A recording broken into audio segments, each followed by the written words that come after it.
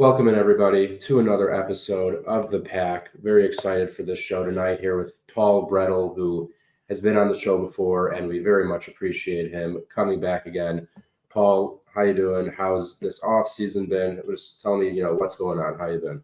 I'm excellent, Eli. Thank you for having me. I always enjoy hopping on here with you. And like we were talking about before we hit record here, it's been a fun off season. I think it's because one, we know the potential that this Packers team has going into 2024, but from a draft perspective with 11 picks, 5 in the top 100, it just feels like there's so many possibilities for them in terms of which positions they address, when they address those positions, how they address the positions.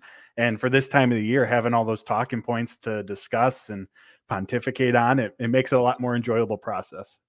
Yeah, absolutely. I mean, to have 4 picks on day 2, I just feel like gives you so much freedom to basically do whatever you want. And it's really exciting because this team right now, obviously, we all know how last season ended very optimistically.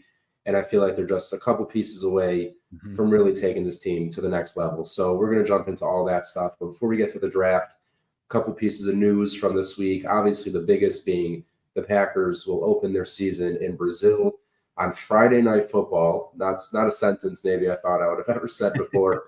Friday Night Football against the Eagles. Paul, you are in Green Bay, right? Just to confirm that. Yep. Yeah. So what was kind of the vibe and the reaction to that news? Did you have a feeling that's where it was headed, or how did that all go? Yeah, I think once at the NFL owners meetings, Mark Murphy, mentioned that the Packers were in the final 2, I think, with Cleveland to face Philadelphia there. So once that kind of news was out there, to me, it made sense just because of the Packers, international brand that they have. I think, for everyone on Twitter, you see all the fans from Brazil that are on there. So I think it's just them going there is something that made sense. And to kick off the season that way, coming back from it, they'll get a little extra rest time, which is good just because I've obviously the extra travel. But I think it's a really, really exciting opportunity for them and for the Packer fans of Brazil to get to see them in person. Yeah, I'll be honest. I know it's not a very popular opinion, but like when it was all brought up originally, I was a bit like, I don't know, just because it's just so different, Mm-hmm. But then as we got closer and it seemed more possible, I did, kind of change my opinion about it, as much as I guess I could. I think if we're gonna have a game like that, do it week 1, and then you kind of have a mini bye week going into week 2. So there are obviously pluses, and of course, I am happy for all those Packer fans in Brazil because, like you said, I mean, the representation we see every day on Twitter from Packer fans in Brazil is incredible. So it's really cool for them, because I'm sure, like I live in Chicago and I think, it's so annoying that the Packers are 3-4 hours away, but you're in Brazil and then the team finally comes to your country. That's got to be awesome. So I am happy for them. And another piece of news in Packers world is Gordon Red Baddy, the equipment manager after 30 seasons with the Packers, 50 seasons in total in football, has officially retired. That is quite the career. I'm sure, the average fan, really including myself, probably didn't necessarily know this name before today, but knowing the guy who was behind, getting our Packer players set up right, looking good, and all that for 30 years. I mean, that is a long time. That is the stretch of 2 and now going into our 3rd Hall of Fame quarterback. I mean, that's just what it is in Green Bay. So, Paul, have you had the chance to meet Gordon before? No, not formally. Just throughout the locker room and just being around the facility. I've obviously seen him a ton, and I believe it was Wes Hodkowitz on Twitter who I think summed up, what Red meant to that Packers team, saying that he loved what he did, and you could feel that passion that he had in his role for the team, the organization, and just a legend. Yeah. So congrats again, Red. Enjoy retirement. Enjoy everything that comes next. And that, outside of those things, no real pressing news per se. Obviously, a lot of rumors, a lot of different thoughts about the draft and all that and what they could be doing. But one more thing before we get to the draft, I just thought I would feel like I haven't heard a lot of talk about it. So I thought maybe you would know a little more, Paul, about any update maybe on Jordan Love, extension talks, any idea on maybe when that could be happening and like what realm of time? Yeah, so I know last time Gutekunst spoke at the owners' meeting, he mentioned that some talks had taken place. From a CBA standpoint, the extension can't officially be done until May because they did the extension last offseason and have to wait a full 12 months from when that original one took place to do another. So that's going to be the soonest that any sort of reporting comes in and that it becomes official of that extension taking place. But Gutekunst also mentioned that, there's a lot of moving parts with this, and this is, a part of the process that might take some time. So maybe it's not going to be done on that first day. I'm not sure what the exact day in May is. If it's May 1st, it's some early on period there where it can officially happen. So I'm not sure if it's going to happen right on that date. Gutekunst said there's obviously a lot of moving parts with this as they negotiate all those different factors that go into it, how they structure the contracts. So from the Packers perspective, what does that cap look like this year, next year, and beyond? How long is the deal? But as we all know, a deal is going to get done. There's obviously no question about that. But right now I've got my eyes set sometime in May, and we'll just kind of see how things play out from there. Yeah, true. Yeah, I guess I did see that and definitely forgot about the 12-month thing from May. So I guess that makes sense. But yeah, I think they're going to obviously want to get it done sooner than later, and they will get something done. And I think, he obviously had a great season last year for what the expectations were, and I think he will get paid nicely. But I do think comparatively to when we were usually resetting the market every time with Rodgers, that is very, I don't see that being the case this time. So I still think, they're going to pay a lot. I don't think they're going to, break the bank where they're going to hinder their ability to spend money in the future. So that's why it's exciting that they can get a deal done now and still have money moving forward. So everyone, I would say probably in the next 30 to 40 days, probably going to be some sort of extension there for Jordan Love. So we'll see how that goes. But Paul, as we are now, I think 2 weeks from tonight from the NFL draft, very exciting, so much to get to. I feel like this year, I keep saying it, but I really do believe that there's the least amount of one way of thinking about how the Packers can address at least the first round and early on in the draft. There's, again, not a ton of needs, but the needs that are there are pretty apparent, and you can argue for any of them. So just right off the bat, where if you were making the decisions, and obviously it's dependent on the board falls and all that, but where would your gut lean you towards position-wise in the first round?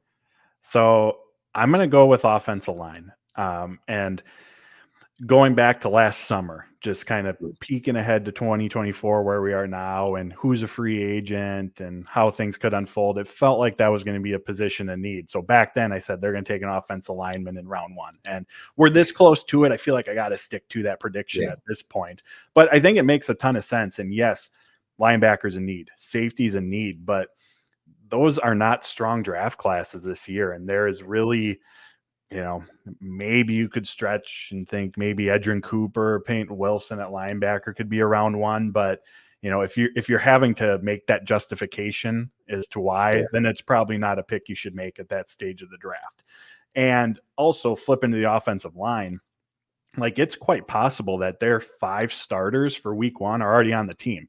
And on paper, that should be a pretty good starting 5. Rasheed Walker, Elton Jenkins, Josh Myers, Sean Ryan, Zach Tom. But competition was the hallmark of this offensive line last season, and that turnaround in play. Those first 7-8 games of the season when so many things were going wrong on offense, the offensive line was contributing to that. In week 9 against the Rams, they started that rotation at left tackle and at right guard. And you asked Matt LaFleur, you asked Adam Stenavich, you asked Lou Butkus, what was a part of that turnaround during the season? They will all talk about the competition. And right now, especially along the interior, there is no competition. It is Elton Jenkins, it is Josh Myers, Sean Ryan, and Royce Newman. That is it. And we already know with that group, Myers and Jenkins are locked in. So that means at right guard, it's either Sean Ryan or Royce Newman battling. And Ryan right now, of course, is going to be the favorite to start come week 1. But I don't think he's going to be guaranteed that job whatsoever. He is going to have to earn it this summer. Adam Stenavich has been pretty clear in saying that while he's done well as a run blocker, he has to get more consistent in pass protection if he's going to be an everyday starter. They need someone to push him. I imagine they might want someone to push Josh Myers as well. And just from a planning ahead standpoint, Josh Myers is in the final year of his rookie deal. We don't know if he's going to be back in 2025. There are no other center options on the roster right now that aren't already starting. We know Zach Tom can play there. We know Elton Jenkins can play there, but they're starting elsewhere. So they don't even have that player on the roster. So the interior offensive line to me is a massive need. That is a position, especially with having 11 picks, you have to take at least 2, if not 3, with the number of draft picks that the Packers have, just to give some depth, just to have some options, just to create some competition this summer. And then as far as the tackle positions go, and I tweeted this out yesterday, the Packers need to do everything they can to bolster the interior offensive line. So the thought of moving Zach Tom inside isn't even a discussion. He did so well at tackle last year and against some of the best competition. I looked it up at one point. I think that of the top 10 edge rushers and pressures generated last season, Zach Tom went up against 7 of them. Wow. And that's the performance he put on. So Packers got to do what they can to keep stock that interior so he does not have to move away from right tackle. It's obviously a very valuable position. Left tackle, I see Rasheed Walker in kind of a similar spot as Sean Rhyan. Is he the favorite right now to start week 1? Yes. Would I pick him to start week 1 right now? Yes. Is he going to be guaranteed that job? I don't think so. Yeah. Both Adam Stenavich, both Matt LaFleur, and LaFleur as recently as the NFL owners meeting said this is a big offseason for him, and he's got a ways to go in terms of just, what you want to see from a consistency standpoint week to week. And again, going back to that competition aspect last season, how important that was, I think they're going to want to bring in someone to help create that. Now, they do have Luke Tenuta on the roster. They have Caleb Jones. And I wrote about this recently at Packers Wire. Both of them are kind of on a Yosh Nijman path right now. Yeah. Yosh Nijman had 2 years as a developing, and then it was his 3rd season, I believe the 2021 season, where we saw him step into a larger role. Well, each of these players have had 2 years to develop. They're going into year 3. It's kind of at that point now where the Packers at least need them to, one of them anyways, to show that they can be a viable swing tackle, step in on either side if an injury happens. If one of them can push Rasheed Walker this summer, generate that competition, that's the obvious hope. Tenuta's a 6th-round pick, former 6th-round pick. Caleb Jones is former undrafted rookie. Tenuta missed most of last season with an ankle injury. Gutekunst's going into this summer and relying on them, expecting them to be that swing tackle or to provide that competition. That's a lot of risk. Between the two, there's 7 career NFL snaps. So that's why I think tackle is going to be a position that the Packers address. And when we look at Gutekunst's approach in the draft, which is so much focused on who's the best player available, with how deep this offensive tackle class is, there's probably a good chance at some point early on when the Packers are on the clock, the best player available is an offensive lineman. And going back to what we talked about at the beginning, when you have 5 picks in the top 100, you can go off script like that because, I didn't pick them at round 1. I didn't pick them at 41. I still got 3 picks left to address another need. That's the advantage the Packers have right now going into this draft. So for me, safety's a need. We know that linebacker's a need. They have good foundational pieces there with Quay Walker, Xavier McKinney. But for me, it all starts with the offensive line. That offensive line play is what can take – it's the offensive line that can set the ceiling for this team on offense. This offense should be good this season, almost regardless of the situation. But how good they can be, to me, is going to be determined by the offensive line. Can they get the run game going? Can they give Jordan Love time in the pocket? So you got to stock up on those positions. Yeah, I totally agree. I actually wrote for Packer Report a couple of weeks ago a similar, kind of article saying that we're talking about DB, we're talking about linebacker, but offensive line is where they need to go. And I kind of outlined everything you just said. I mean, there's close to no depth, and everyone likes to talk about Caleb Jones, and people like it. But Luke Tenuta, clearly Matt LaFleur likes a lot. They kept him around after the injury, but like you said, 7 career snaps. Those aren't guys that you can be like, oh, we're good. That's our backup left tackle. That's not going to work. So, and again, with the 5 picks, I was doing some mocks and looking at some stuff, and obviously, I don't necessarily think this way, but I know some people find that in the first round, they want something sexy, they want something splashy. It's not like offensive line, that's so boring. But number one, it's not. But also, they need it. But again, when you have 5 picks, I mean, they can take a tackle or Jackson Powers Johnson at 25, and then take another offensive lineman at 41, and then still get a safety, a linebacker, and a corner all on day 2. So like no one should panic if, if they're thinking, oh, they're going too conservative, this, that. They need to build up the offensive line. So that's, I think, where they should start potentially. And one guy I do want to ask you about, because I feel like a lot of people are very high on him, and I'm a bit nervous about him if he ends up being the pick, and that's Amarius Mims out of Georgia. Like, I do see the ceiling and the potential, because when he's on the field, he really does look pretty dominant. But when he's on the field is kind of the big part of it. 8 career starts. He's dealt with injuries. He hurt himself at the combine. He's a very, very large person. And we've seen offensive linemen that size struggle staying on the field. Most recently, Mekhi Becton on the Jets is a great example of that. Paul, have you had the chance to watch Mims? Any thoughts on him, how you would feel if he ended up being in Green Bay? Yeah, so I did an article recently where I posed it as a question. I said, is Amarius Mims this year's Lucas Van Ness? Sure. And just because from obviously different positions, different side of the ball, but there's a lot of the things the Packers look for in prospects that both check the boxes. Both 21 years old. From an experience standpoint, Lucas Van Ness had under 1,000 career snaps during his time at Iowa. Both have the size that the Packers look for at those respective positions. Both tested super well athletically at those positions. It's a premier position, pass rusher, offensive tackle. You're betting on the upside. You're betting on the potential that Amarius Mims has if you're making that pick. Not to say he can't come in and, push Rasheed Walker, but if you see that battle at the start of camp, I'm going to pick Rasheed Walker to win that just based on experience alone. Yeah. And that type of pick just kind of fits that Gutekunst mold we talked about, where he's not afraid to say, all right, it's a first round pick, but this might be more of a developmental year for him. Yeah. So in terms of the upside potential, to me, it feels like it very much could be a Packers pick for all of those reasons that we just mentioned. Yeah. So, I mean, I guess we'll see. Obviously, like even with Van Ness, but we've seen guys come out of college who basically their upside was bet on as opposed to what we've seen experience-wise. I mean, you could say that with Rashawn Gary, same thing, in terms of production versus what they thought the upside could be in the NFL. So I've learned at this point, like, I just basically trust Goody and the staff, because if every time they made a pick that I wasn't 100% on board on, and I got nuts about it, I would be pretty miserable, because that's what it is 90% of the time. I was going to say too, if there's a position group on this Packers team where you're like, oh yeah, they'll figure that out. I mean, it's the offensive line, right? We've seen them beyond the Gutekunst years, the Matt LaFleur, the Stenavich, Luke Butkus years, like finding day 3 picks, turning them into not just starters, but very, very high quality starters. So it's a position group that they've definitely figured out how to develop. And for a player like Amarius Mims, that could be a great pairing. Yeah. Again, 11 picks, I think minimum of 3, if not more, will end up being along the offensive line. But so Paul, just looking at this draft class as a whole, do you have any guys that are like your guys, like your guys in this draft that obviously, make sense potentially for the Packers early on, some guys you really think would fit very well?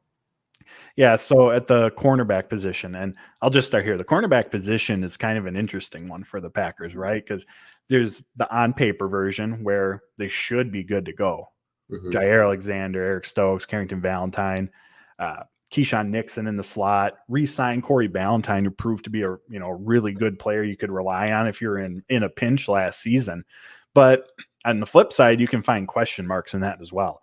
I'm not sure anyone knows what to expect from Eric Stokes. I mean, missed most of last season, and as I'm sure many remember, 2022, before he got injured, it was a rough showing. Like, he was not playing well. And he was coming off a really good rookie season, but that's 2 years ago now. So I'm not sure anyone knows what to expect there. And Carrington Valentine should make that jump forward, but kind of going back to Eric Stokes and making that comparison, I think we all kind of thought that too, coming off his rookie season, right? Yeah. And like I just mentioned, those first 8-9 games were not going well for him. So there's still a bit of unknown there. And then the nickel position, Nixon provides stability, and they 100% needed that because everyone I just mentioned, they're boundary cornerbacks. But that's still an upgradable position for the Packers. And this is a class that has some nickel cornerback options that could potentially push Keyshawn Nixon. So you can play both sides of that and see why, they don't need to worry about cornerback, or maybe they should get some insurance. And then you look ahead to next year. Eric Stokes is in the last year of his rookie deal. Don't expect them to pick up his 5th-year option. Doesn't mean he won't come back, but have to see how this season unfolds. So with all that said, I do see cornerback being, especially again, with 5 picks in the top 100, a selection that Gutekunst could make. And one player I like is Renardo Green from Florida State. From an athletic standpoint, meets the typical thresholds that the Packers have at the cornerback position. He's someone who has very good experience and done well playing in man coverage, press man. We know that that's going to be a bigger part of this defense with Jeff Hafley. And he has the ability to play both boundary and in the slot. So potentially day one, maybe he's someone who in training camp is pushing Keyshawn Nixon, or worst case scenario, you have depth there at the nickel position, which right now, again, going through the roster, they don't really have. And you have a developmental player who could potentially take on a larger role in future years. So he's someone at the cornerback position to me that I think stands out for those reasons and would be a very Packers type pick on day 2 of the draft. Being from Wisconsin, another name I'll throw out there is Tanner Bortolini. He played center most of his time with the Badgers, has experience at guard as well. But again, what do the Packers like? What do they draft? What do they look for? Someone who can play all 3 interior positions and someone who did a tremendous job at the NFL Combine. Again, it's another player who just feels like, looks like a Green Bay Packers selection. And I'll throw out one other. Ben Sinnott, tight end from Kansas State.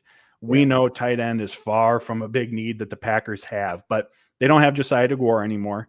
That H-back role is going to have to be filled. It's a part of this offense and does an important job in bringing that, playing a role in bringing what Matt LaFleur calls the illusion of complexity, keeping defenses off balance, running a variety of plays from just a few formations, all of that stuff. So it's a role that has to be filled. Maybe it's Henry Pearson, who was an undrafted rookie last year on the practice squad. I do wonder if Tyler Davis, who was re-signed, if they give him some snaps in that capacity, because his primary role before being injured was as a blocker. But Ben Sinnott is, can fill that do-it-all role. He can block. He can impact the passing game. He can move around the formation, and he brings juice to that position. He tested incredibly well during this pre-draft process. So, I'm not sitting here guessing that's the route that the Packers are going to go, but to see that athleticism, that skill set in this Matt LaFleur offense, where there is already just a la carte of different skill sets between the tight ends, between the receivers, that would be a ton of fun. And I have no doubt that Matt LaFleur will be making a case for Ben Sinnott. Even like you said, with Musgrave, with Kraft, he's someone that just feels like, basically the same pick they made with Josiah DeGuara, but you could even argue more athleticism, probably more college production out of Sinnott. So that would definitely be interesting. I was actually thinking about asking you this, but now that you brought it up, I might as well. LaFleur, I remember, I think at the league meeting, mentioned A.J. Dillon potentially as a candidate for like a fullback kind of H-back role, which me and like my brothers have been saying since like his second year in the league, when we kind of saw that he had some potential, but he kind of was who he was, that maybe like putting him basically as a fullback like would not be a bad call. Do you see him as a candidate for that H-back role? Yeah, I think potentially. And I love that they're experimenting with that.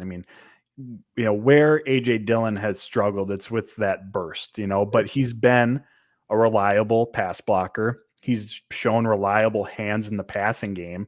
And that's obviously a key part, 2 key components of filling that H-back role. It's not going to necessarily maybe not lead to a ton of playmaking ability, but for a roster spot that's open, and an opportunity to keep someone on the team who can contribute, who knows the offense, I definitely think there's value in that and just experimenting with it. And just one other player I want to throw out there, I just thought of Cole Bishop, the safety from Utah.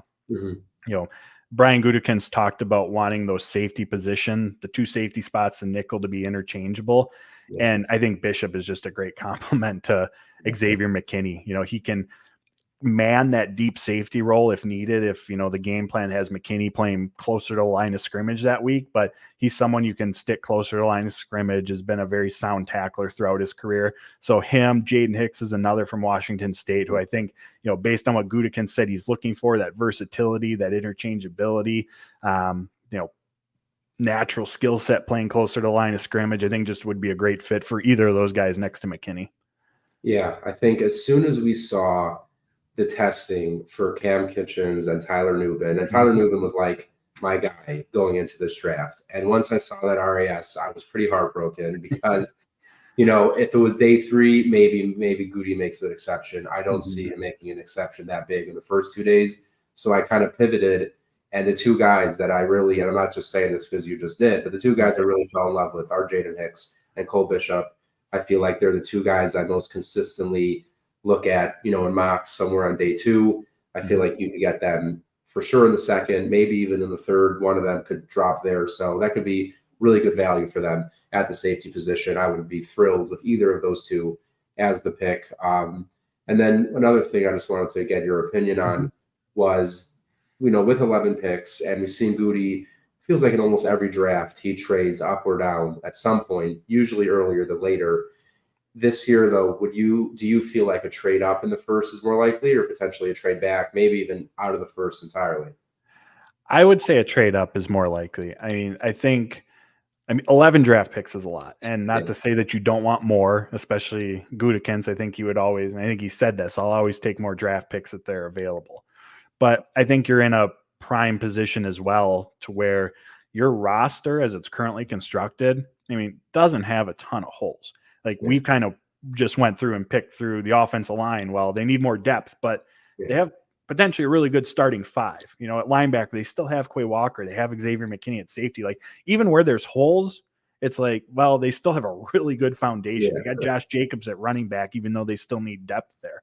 And so it's at the point now where if you can get the quality, if you can get the impact guy who can come in and make his presence felt right away, versus maybe last year where it's like, all right, the rosters, we've moved on from some veterans, rosters a bit depleted right now. We just need yeah, bodies. And they yeah, took that approach. They had 13 draft picks last year. They drafted all 13 of those players, but that's what the roster construction called for. Like they just needed bodies for training camp. They needed yeah, young guys in there to figure out who's who can play, all of those things.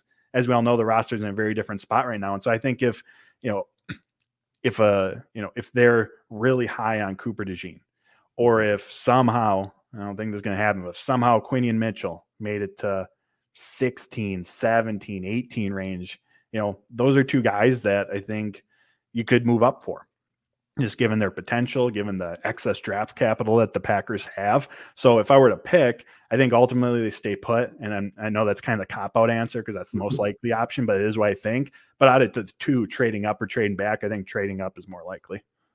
Yeah, I hear you. I agree with that thought because honestly, I'd say for most of this offseason, I was thinking, I feel like a trade back this year, like in the 20s, I don't see any no clear need over Mhm. another, maybe the trade. But I agree. Like the last week or two, I've really kind of changed my tune on that. The more mocks I'm looking at, or just also the scouting reports, seeing who could potentially get, like you said, past that 15 range, there could be some options that they could look at. And my next question was going to be about Cooper DeJean because I feel like you can't have a Packers related draft talk Right. without mentioning him. Are you as high as the rest of Packers Nation on him? Do you see him as a Packers? Because I feel like either people love him or people are like, there's no way the Packers are drafting him. Like he's not their kind of pick. He's a safety, he's a corner, he's a nickel. What is he going to be? I'm of the opinion that just draft him, and he's the kind of player that's good enough that he'll succeed at safety or Mhm. nickel. I guess I do have a little concern with him as a boundary corner in the NFL. He could struggle a little bit, but what are your general thoughts on Digi?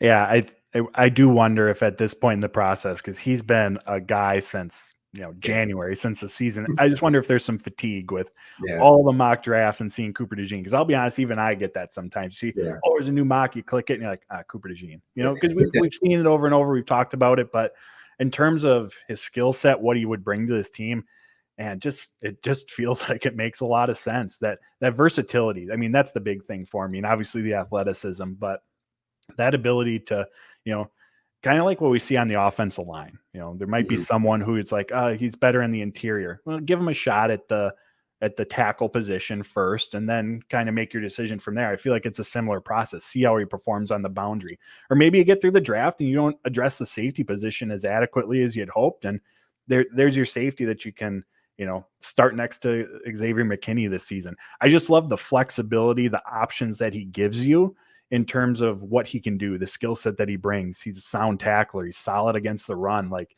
just checks a lot of boxes. And when you have those many options from one player on your defense, it just gives Jeff Hafley, the defensive play caller, just a ton of flexibility. And not that they need return help because they got Keyshawn Nixon, but he's good at that too. So just for all those reasons, it's a move that I feel like makes a lot of sense.